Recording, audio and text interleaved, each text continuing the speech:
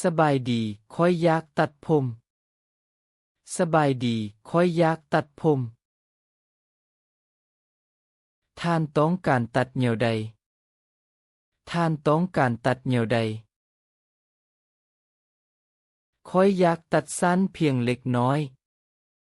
ข้อยอยากตัดสั้นเพียงเล็กน้อยดีกรุณานั่งที่โต๊ะนั่งดีกรุณานั่งที่โต๊ะนั่งท่านต้องการล้างผมก่อนบ่ท่านต้องการล้างผมก่อนบ่แม่นแล้วกรุณาแม่นแล้วกรุณาน้ำอุ่นหรือน้ำเย็นน้ำอุ่นหรือน้ำเย็นน้ำอุ่นก็ได้น้ำอุ่นก็ได้ท่านต้องการใส่แซมผมบ่ท่านต้องการใส่แซมผมบ่แม่นแล้วขอขอบใจแม่นแล้วขอขอบใจผมของท่านยาวหลายผมของท่านยาวหลายข้อยอยากตัดด้านข้างให้สั้นข้อยอยากตัดด้านข้างให้สั้นดีข้อยจะใส่กัดดีข้อยจะใส่กัดอย่าใส่เครื่องตัดผมเด้ออย่าใส่เครื่องตัดผมเด้อบ่เป็นหยังข้อยจะใส่กัดเท่านั้นบ่เป็นหยังข้อยจะใส่กัดเท่านั้นท่านต้องการเฮ็ดสีผมบ่ท่านต้องการเฮ็ดสีผมบ่บ่ข้อยเพียงแต่ต้องการตัดผมบ่ข้อยเพียงแต่ต้องการตัดผมดีข้อยจะเฮ็ดให้สำเร็จดีข้อยจะเฮ็ดให้สำเร็จท่านต้องการเบิ่งในกระจกบ่ท่านต้องการเบิ่งในกระจกบ่แม่นแล้วมันเหมาะสมดีแม่นแล้วมันเหมาะสมดีค่าบริการเท่าใดค่าบริการเท่าใด15กีบ15กีบนี้แม่นเงินทอนนี้แม่นเงินทอนขอขอบใจลาก่อนขอขอบใจลาก่อนสบายดีมีคิวยาวบ่สบายดีมีคิวยาวบ่บ่ท่านสามารถนั่งรอท่าได้ทันทีบ่ท่านสามารถนั่งรอท่าได้ทันทีข้อยอยากทอดเนียมข้อยอยากทอดเนียมท่านต้องการให้มันสั้นปานใดท่านต้องการให้มันสั้นปานใดเพียงแต่เฮ็ดให้สะอาดด้านข้างเพียงแต่เฮ็ดให้สะอาดด้านข้าง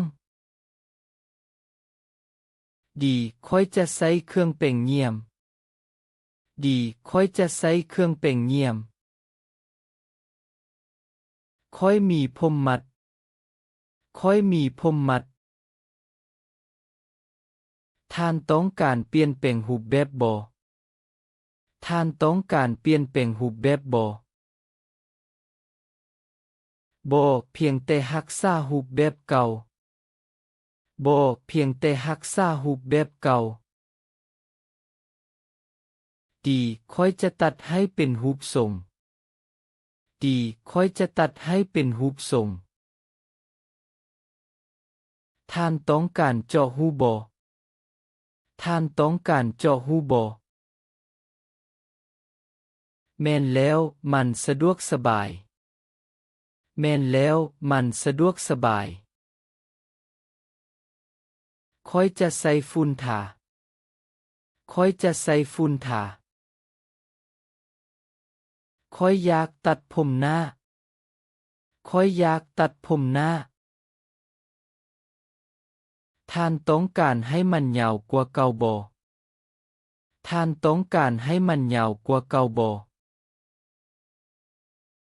บ่ค่อยอยากให้มันสั้นกว่าเก่าบ่ค่อยอยากให้มันสั้นกว่าเก่าดีค่อยจะตัดให้สลาดดีค่อยจะตัดให้สลาดมีผ้าคลุมบ่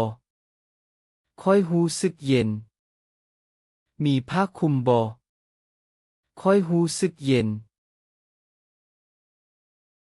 แม่นแล้วนี่แม่นผ้าคลุมแม่นแล้วนี่แม่นผ้าคลุมข้อขอบใจตอนนี้อบอุ่นแล้วข้อขอบใจตอนนี้อบอุ่นแล้วสบายดีค่อยต้องการนัดคิวสบายดีค่อยต้องการนัดคิวท่านต้องการมื้อใดท่านต้องการมื้อใดมื้ออื่นเช้ามื้ออื่นเช้าดีค่อยจะบันทึกไว้ดีค่อยจะบันทึกไว้ค่อยมีผมบางค่อยมีผมบางท่านต้องการใช้ยาสระผมบ่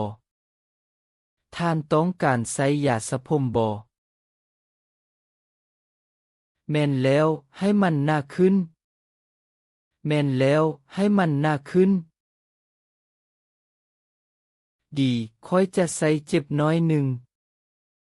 ดีค่อยจะใส่เจ็บน้อยหนึ่งผมของค่อยโลนลายผมของค่อยโลนลายนี่แม่นปกตินี่แม่นปกติค่อยอยากตัดผมหลังค่อยอยากตัดผมหลังท่านต้องการให้มันสูงบ่ท่านต้องการให้มันสูงบ่บ่ให้มันต่ำและสะอาดบ่ให้มันต่ำและสะอาดค่อยจะใช้เครื่องตัดผมสำหรับด้านหลังค่อยจะใช้เครื่องตัดผมสำหรับด้านหลังท่านมีรูปตัวอย่างบ่ท่านมีรูปตัวอย่างบ่แม่นแล้วนี่แม่นรูปตัวอย่างจากนิตยสารแม่นแล้วนี่แม่นรูปตัวอย่างจากนิตยสารค่อยอยากเฮ็ดแบบนี้เบิ่งง่ายค่อยอยากเฮ็ดแบบนี้เบิ่งง่ายดีค่อยจะพยายามเฮ็ดดีค่อยจะพยายามเฮ็ดค่อยรู้สึกว่ามีอาการเจ็บหัวค่อยรู้สึกว่ามีอาการเจ็บหัวค่อยจะนุ่มเบาเท่านั้นค่อยจะนุ่มเบาเท่านั้นข้อขอบใจมันช่วยได้ข้อขอบใจมันช่วยได้ท่านต้องการตัดผมเด็กน้อยบ่ท่านต้องการตัดผมเด็กน้อยบ่แม่นแล้วนี่แม่นลูกชายของข้อยแม่นแล้วนี่แม่นลูกชายของข้อยเหล่าย้านเครื่องตัดผมเหล่าย้านเครื่องตัดผมบ่เป็นหยังค่อยจะใส่กัดเท่านั้นบ่เป็นหยังค่อยจะใส่กัดเท่านั้นค่อยต้องการตัดผมให้สั้นลายค่อยต้องการตัดผมให้สั้นลายเพราะว่าอากาศร้อนลายเพราะว่าอากาศร้อนลายดีมันจะเฮ็ดให้ทานสบายตัวดีมันจะเฮ็ดให้ทานสบายตัว ค่อยจะใส่เหล็กตัดผมเล็กซ่องค่อยจะใส่เหล็กตัดผมเล็กซ่องท่านมีผมหอมบ่ท่านมีผมหอมบ่แม่นแล้วค่อยมีน้ำมันผมหลายชนิดแม่นแล้วค่อยมีน้ำมันผมหลายชนิดค่อยอยากใส่ชนิดธรรมชาติค่อยอยากใส่ชนิดธรรมชาติดีนี่แม่นน้ำมันมนุษย์ดีนี่แม่นน้ำมันมนุษย์มันมีกลิ่นหอมดีมันมีกลิ่นหอมดีค่อยต้องการตัดผมผู้หญิงค่อยต้องการตัดผมผู้หญิงท่านต้องการตัดตั้งบ่ท่านต้องการตัดตั้งบ่บ่ค่อยอยากให้มีคืนบ่ค่อยอยากให้มีคืนดีค่อยจะใส่เครื่องดัดผมดีค่อยจะใส่เครื่องดัดผมค่าบริการสำหรับการตัดและดัดเท่าใดค่าบริการสำหรับการตัดและดัดเท่าใด30กีบ30กีบนี้แม่นเงินนี้แม่นเงินข้อขอบใจค่อยจะให้ใบหับเงิน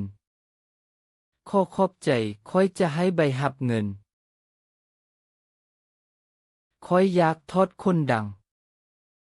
ค่อยอยากทอดคนดังดีมันจะไวไล่ดีมันจะไวไล่ค่อยจะใส่เครื่องตัดคนดัง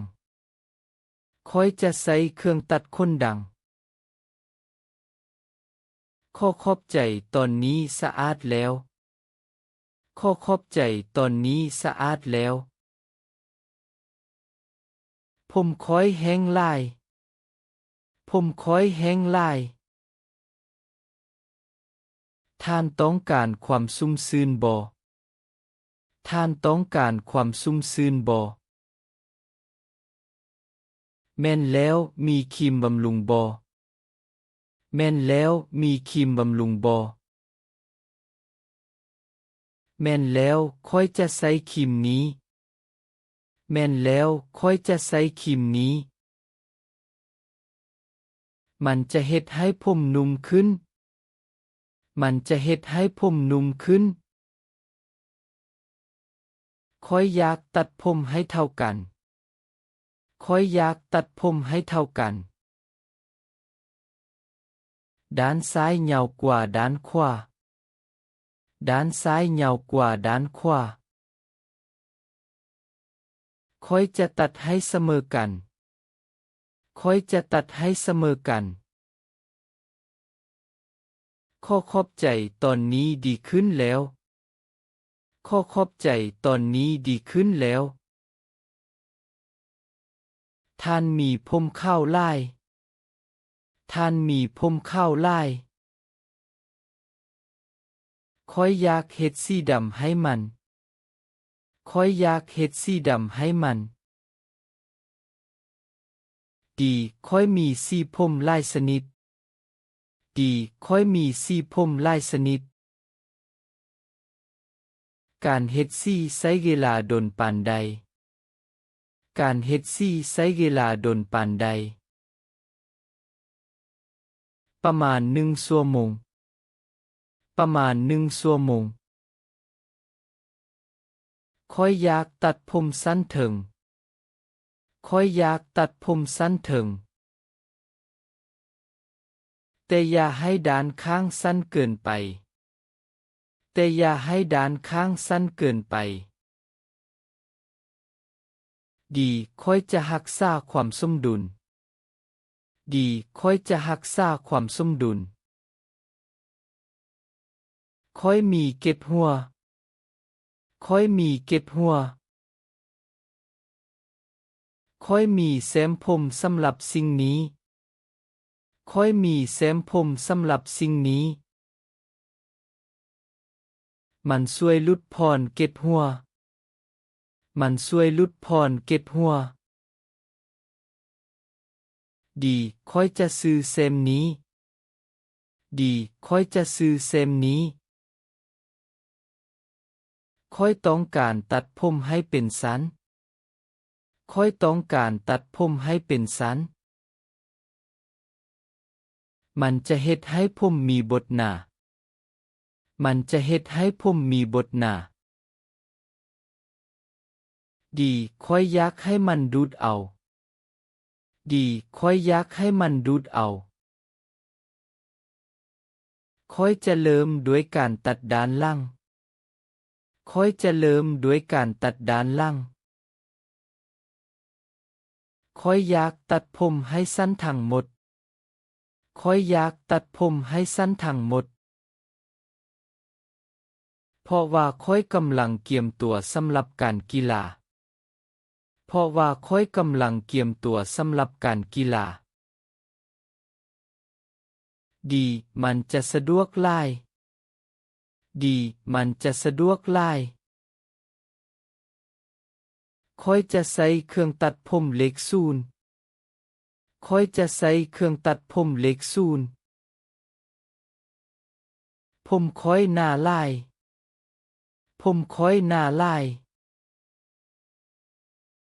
มันอาจจะใช้เวลาหลายเท่านั้น มันอาจจะใช้เวลาหลายเท่านั้น บ่เป็นหยังค่อยบ่ฮีบ บ่เป็นหยังค่อยบ่ฮีบ ค่อยจะพยายามให้ไวที่สุด ค่อยจะพยายามให้ไวที่สุด ค่อยอยากตัดผมให้สั้นเพียงควาย ค่อยอยากตัดผมให้สั้นเพียงควาย เพียงแต่เฮ็ดให้สะอาดครอบของมัน เพียงแต่เฮ็ดให้สะอาดครอบของมัน ดีค่อยจะตัดเพียงเล็กน้อย ดีค่อยจะตัดเพียงเล็กน้อย ขอขอบใจตอนนี้มันสมบูรณ์แล้ว ขอขอบใจตอนนี้มันสมบูรณ์แล้ว ค่อยอยากตัดผมให้เป็นรูปสี่เหลี่ยม ค่อยอยากตัดผมให้เป็นรูปสี่เหลี่ยม นั้นแม่นรูปแบบที่ทันสมัย นั้นแม่นรูปแบบที่ทันสมัย ดีค่อยจะตัดตามรูป ดีค่อยจะตัดตามรูป ค่อยมีรูปในโทรศัพท์ของค่อย ค่อยมีรูปในโทรศัพท์ของค่อย ค่อยอยากตัดผมให้เป็นรูปกลม ค่อยอยากตัดผมให้เป็นรูปกลม สำหรับเด็กน้อยบ่ สำหรับเด็กน้อยบ่ แม่นแล้วสำหรับลูกสาวของค่อย แม่นแล้วสำหรับลูกสาวของค่อย ดีมันจะน้อยและงาม ดีมันจะน้อยและงาม ค่อยอยากตัดผมให้เป็นรูปสามเหลี่ยม ค่อยอยากตัดผมให้เป็นรูปสามเหลี่ยม นั้นแม่นรูปแบบที่ยุ่งยาก นั้นแม่นรูปแบบที่ยุ่งยาก ค่อยจะพยายามเฮ็ดให้ดีที่สุด ค่อยจะพยายามเฮ็ดให้ดีที่สุด ขอขอบใจค่อยเสื้อถือทาน ขอขอบใจค่อยเสื้อถือทาน ค่อยอยากตัดผมให้เป็นรูปหกเหลี่ยม ค่อยอยากตัดผมให้เป็นรูปหกเหลี่ยม นั้นแม่นรูปแบบที่บ่ค่อยพบเห็น นั้นแม่นรูปแบบที่บ่ค่อยพบเห็น ค่อยจะตัดตามความต้องการของทาน ค่อยจะตัดตามความต้องการของทาน ขอขอบใจค่อยตื่นเต้นที่จะเห็นผลลัพธ์ขอขอบใจค่อยตื่นเต้นที่จะเห็นผลลัพธ์ค่อยอยากตัดผมให้เป็นรูปหกเหลี่ยมค่อยอยากตัดผมให้เป็นรูปหกเหลี่ยมนั้นแม่นรูปแบบที่บ่ค่อยพบเห็นนั้นแม่นรูปแบบที่บ่ค่อยพบเห็นค่อยจะตัดตามความต้องการของทานค่อยจะตัดตามความต้องการของทานขอขอบใจค่อยตื่นเต้นที่จะเห็นผลลัพธ์ขอขอบใจค่อยตื่นเต้นที่จะเห็นผลลัพธ์ค่อยอยากตัดผมให้เป็นรูปสี่เหลี่ยมค่อยอยากตัดผมให้เป็นรูปสี่เหลี่ยมนั้นแม่นรูปแบบที่ทันสมัยนั้นแม่นรูปแบบที่ทันสมัยดีค่อยจะตัดตามรูป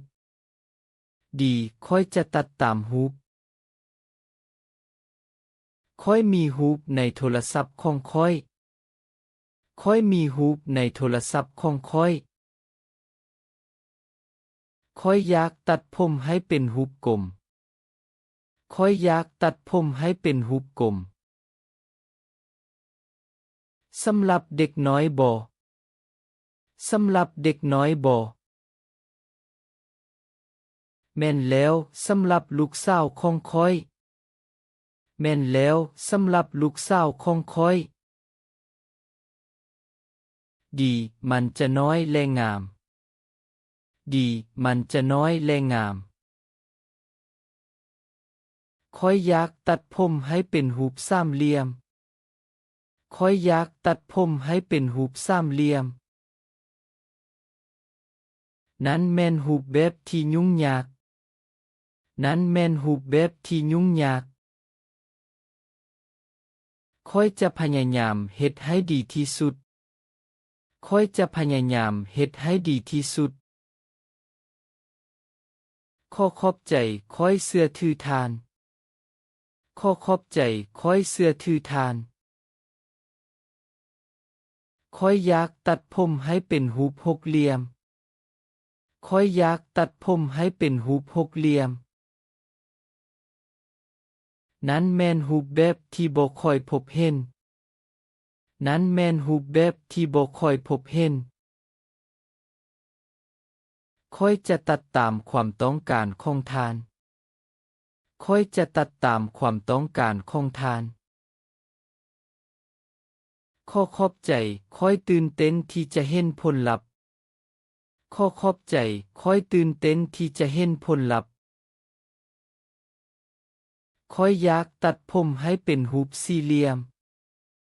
ค่อยอยากตัดผมให้เป็นรูปสี่เหลี่ยมนั้นแม่นรูปแบบที่ทันสมัยนั้นแม่นรูปแบบที่ทันสมัยดีค่อยจะตัดตามรูปดีค่อยจะตัดตามรูปค่อยมีรูปในโทรศัพท์ของค่อยค่อยมีรูปในโทรศัพท์ของค่อยค่อยอยากตัดผมให้เป็นรูปกลมค่อยอยากตัดผมให้เป็นรูปกลมสำหรับเด็กน้อยบ่สำหรับเด็กน้อยบ่แม่นแล้วสำหรับลูกสาวของค่อยแม่นแล้วสำหรับลูกสาวของค่อยดีมันจะน้อยและงามดีมันจะน้อยและงามค่อยอยากตัดผมให้เป็นรูปสามเหลี่ยมค่อยอยากตัดผมให้เป็นรูปสามเหลี่ยมนั้นแม่นรูปแบบที่ยุ่งยากนั้นแม่นรูปแบบที่ยุ่งยากค่อยจะพยายามเฮ็ดให้ดีที่สุดค่อยจะพยายามเฮ็ดให้ดีที่สุดขอขอบใจค่อยเชื่อถือทานขอขอบใจค่อยเชื่อถือทาน ข้อยอยากตัดผมให้เป็นรูปหกเหลี่ยมข้อยอยากตัดผมให้เป็นรูปหกเหลี่ยมนั้นแม่นรูปแบบที่บ่ค่อยพบเห็นนั้นแม่นรูปแบบที่บ่ค่อยพบเห็นข้อยจะตัดตามความต้องการของทานข้อยจะตัดตามความต้องการของทานข้อขอบใจข้อยตื่นเต้นที่จะเห็นผลลัพธ์ข้อขอบใจข้อยตื่นเต้นที่จะเห็นผลลัพธ์ข้อยอยากตัดผมให้เป็นรูปสี่เหลี่ยมข้อยอยากตัดผมให้เป็นรูปสี่เหลี่ยมนั้นแม่นรูปแบบที่ทันสมัยนั้นแม่นรูปแบบที่ทันสมัยดีข้อยจะตัดตามรูปดีข้อยจะตัดตามรูปข้อยมีรูปในโทรศัพท์ของข้อยข้อยมีรูปในโทรศัพท์ของข้อยข้อยอยากตัดผมให้เป็นรูปกลมข้อยอยากตัดผมให้เป็นรูปกลมสำหรับเด็กน้อยบ่สำหรับเด็กน้อยบ่แม่นแล้วสำหรับลูกสาวของข้อยแม่นแล้วสำหรับลูกสาวของข้อยดีมันจะน้อยและงามดีมันจะน้อยและงามข้อยอยากตัดผมให้เป็นรูปสามเหลี่ยมข้อยอยากตัดผมให้เป็นรูปสามเหลี่ยมนั้นแม่นรูปแบบที่ยุ่งยากนั้นแม่นรูปแบบที่ยุ่งยากข้อยจะพยายามเฮ็ดให้ดีที่สุดข้อยจะพยายามเฮ็ดให้ดีที่สุดข้อขอบใจข้อยเชื่อถือทานข้อขอบใจข้อยเชื่อถือทานข้อยอยากตัดผมให้เป็นรูปหกเหลี่ยมข้อยอยากตัดผมให้เป็นรูปหกเหลี่ยมนั้นแม่นรูปแบบที่บ่ค่อยพบเห็นนั้นแม่นรูปแบบที่บ่ค่อยพบเห็นข้อยจะตัดตามความต้องการของทานข้อยจะตัดตามความต้องการของทานข้อขอบใจข้อยตื่นเต้นที่จะเห็นผลลัพธ์ข้อขอบใจข้อยตื่นเต้นที่จะเห็นผลลัพธ์ข้อยอยากตัดผมให้เป็นรูปสี่เหลี่ยมข้อยอยากตัดผมให้เป็นรูปสี่เหลี่ยมนั้นแม่นรูปแบบที่ทันสมัยนั้นแม่นรูปแบบที่ทันสมัยดีข้อยจะตัดตามรูปดีข้อยจะตัดตามรูปข้อยมีรูปในโทรศัพท์ของข้อยข้อยมีรูปในโทรศัพท์ของข้อยข้อยอยากตัดผมให้เป็นรูปกลมข้อยอยากตัดผมให้เป็นรูปกลมสำหรับเด็กน้อยบ่สำหรับเด็กน้อยบ่แม่นแล้วสำหรับลูกสาวของข้อยแม่นแล้วสำหรับลูกสาวของข้อยดีมันจะน้อยและงามดีมันจะน้อยและงามข้อยอยากตัดผมให้เป็นรูปสามเหลี่ยมข้อยอยากตัดผมให้เป็นรูปสามเหลี่ยมนั้นแม่นรูปแบบที่ยุ่งยากนั้นแม่นรูปแบบที่ยุ่งยากข้อยจะพยายามเฮ็ดให้ดีที่สุดข้อยจะพยายามเฮ็ดให้ดีที่สุดข้อขอบใจข้อยเชื่อถือทานข้อขอบใจข้อยเชื่อถือทานข้อยอยากตัดผมให้เป็นรูปหกเหลี่ยมข้อยอยากตัดผมให้เป็นรูปหกเหลี่ยม นั้นแม่นรูปแบบที่บ่ค่อยพบเห็นนั้นแม่นรูปแบบที่บ่ค่อยพบเห็นค่อยจะตัดตามความต้องการของทานค่อยจะตัดตามความต้องการของทานข้อขอบใจค่อยตื่นเต้นที่จะเห็นผลลัพธ์ข้อขอบใจค่อยตื่นเต้นที่จะเห็นผลลัพธ์ค่อยอยากตัดผมให้เป็นรูปสี่เหลี่ยมค่อยอยากตัดผมให้เป็นรูปสี่เหลี่ยมนั้นแม่นรูปแบบที่ทันสมัยนั้นแม่นรูปแบบที่ทันสมัยดีค่อยจะตัดตามรูปดีค่อยจะตัดตามรูปค่อยมีรูปในโทรศัพท์ของค่อยค่อยมีรูปในโทรศัพท์ของค่อยค่อยอยากตัดผมให้เป็นรูปกลมค่อยอยากตัดผมให้เป็นรูปกลมสำหรับเด็กน้อยบ่สำหรับเด็กน้อยบ่แม่นแล้วสำหรับลูกสาวของค่อย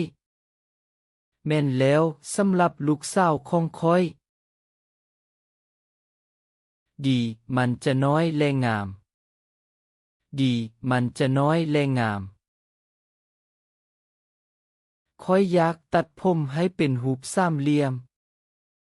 ค่อยอยากตัดผมให้เป็นรูปสามเหลี่ยมนั้นแม่นรูปแบบที่ยุ่งยากนั้นแม่นรูปแบบที่ยุ่งยาก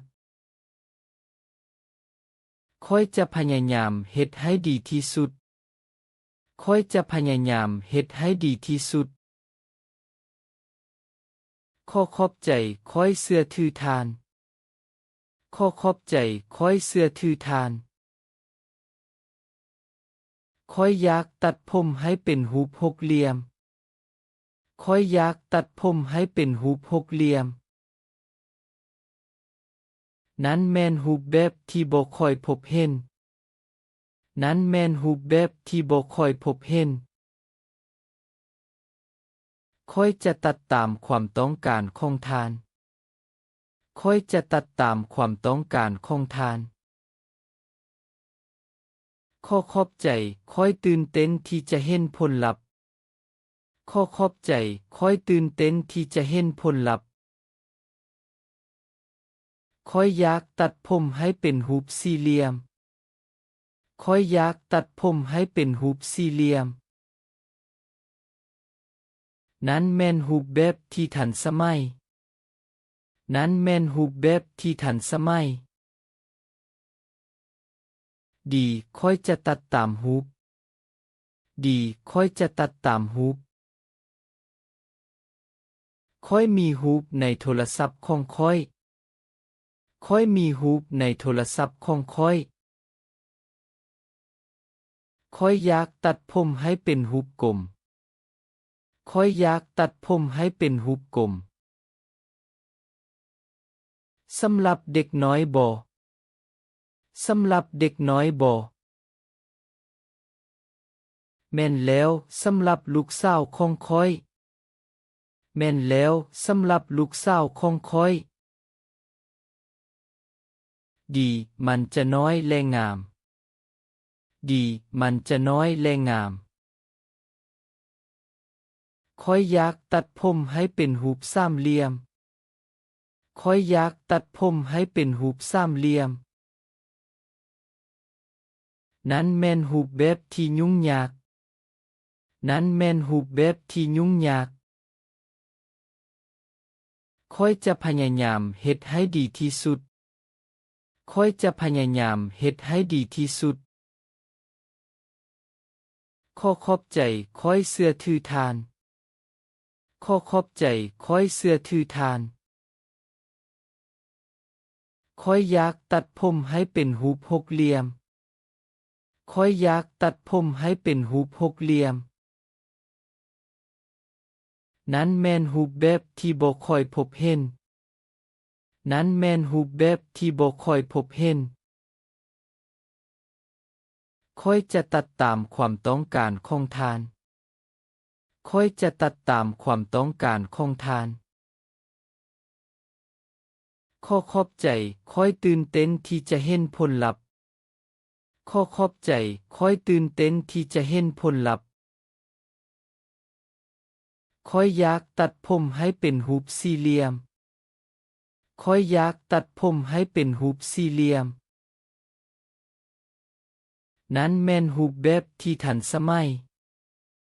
นั้นแม่นรูปแบบที่ทันสมัยดีค่อยจะตัดตามรูปดีค่อยจะตัดตามรูปค่อยมีรูปในโทรศัพท์ของค่อยค่อยมีรูปในโทรศัพท์ของค่อยค่อยอยากตัดผมให้เป็นรูปกลมค่อยอยากตัดผมให้เป็นรูปกลมสำหรับเด็กน้อยบ่สำหรับเด็กน้อยบ่แม่นแล้วสำหรับลูกสาวของค่อยแม่นแล้วสำหรับลูกสาวของค่อยดีมันจะน้อยและงามดีมันจะน้อยและงามค่อยอยากตัดผมให้เป็นรูปสามเหลี่ยมค่อยอยากตัดผมให้เป็นรูปสามเหลี่ยมนั้นแม่นรูปแบบที่ยุ่งยากนั้นแม่นรูปแบบที่ยุ่งยากค่อยจะพยายามเฮ็ดให้ดีที่สุดค่อยจะพยายามเฮ็ดให้ดีที่สุดข้อขอบใจค่อยเสื้อถือทานข้อขอบใจค่อยเสื้อถือทานค่อยอยากตัดผมให้เป็นรูปหกเหลี่ยมค่อยอยากตัดผมให้เป็นรูปหกเหลี่ยมนั้นแม่นรูปแบบที่บ่ค่อยพบเห็นนั้นแม่นรูปแบบที่บ่ค่อยพบเห็นค่อยจะตัดตามความต้องการของทานค่อยจะตัดตามความต้องการของทานข้อขอบใจค่อยตื่นเต้นที่จะเห็นผลลัพธ์ข้อขอบใจค่อยตื่นเต้นที่จะเห็นผลลัพธ์ค่อยอยากตัดผมให้เป็นรูปสี่เหลี่ยมค่อยอยากตัดผมให้เป็นรูปสี่เหลี่ยมนั้นแม่นรูปแบบที่ทันสมัยนั้นแม่นรูปแบบที่ทันสมัย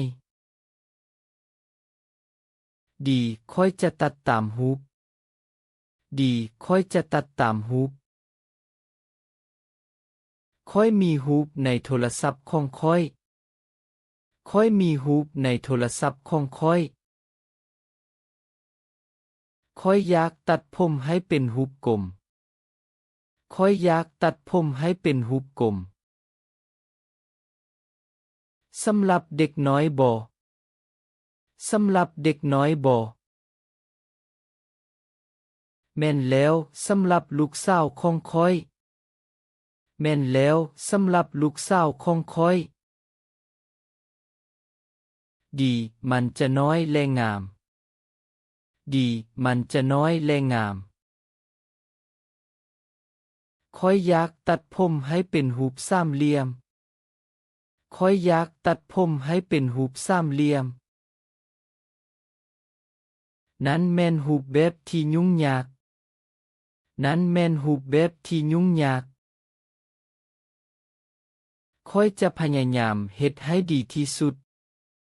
ค่อยจะพยายามเฮ็ดให้ดีที่สุดข้อขอบใจค่อยเสื้อถือทาน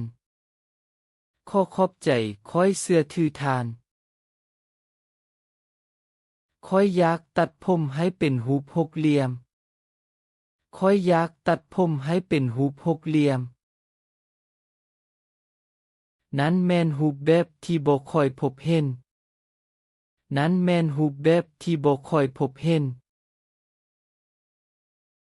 ค่อยจะตัดตามความต้องการของทานค่อยจะตัดตามความต้องการของทาน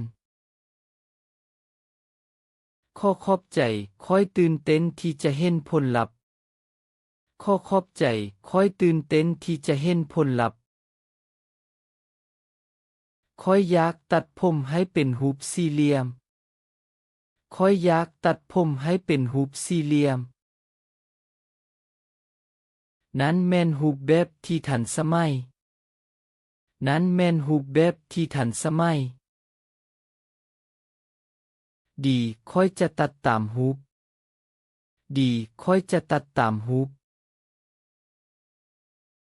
ค่อยมีรูปในโทรศัพท์ของค่อยค่อยมีรูปในโทรศัพท์ของค่อย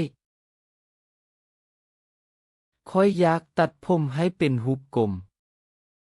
ค่อยอยากตัดผมให้เป็นรูปกลมสำหรับเด็กน้อยบ่สำหรับเด็กน้อยบ่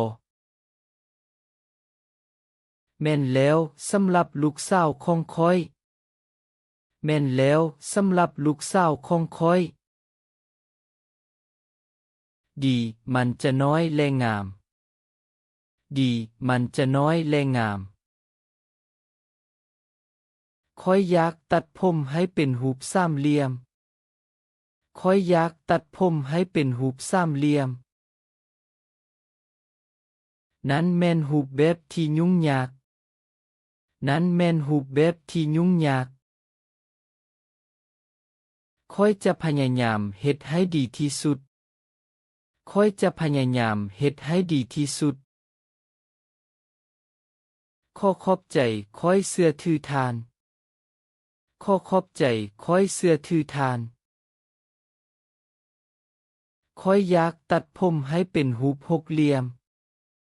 ค่อยอยากตัดผมให้เป็นรูปหกเหลี่ยม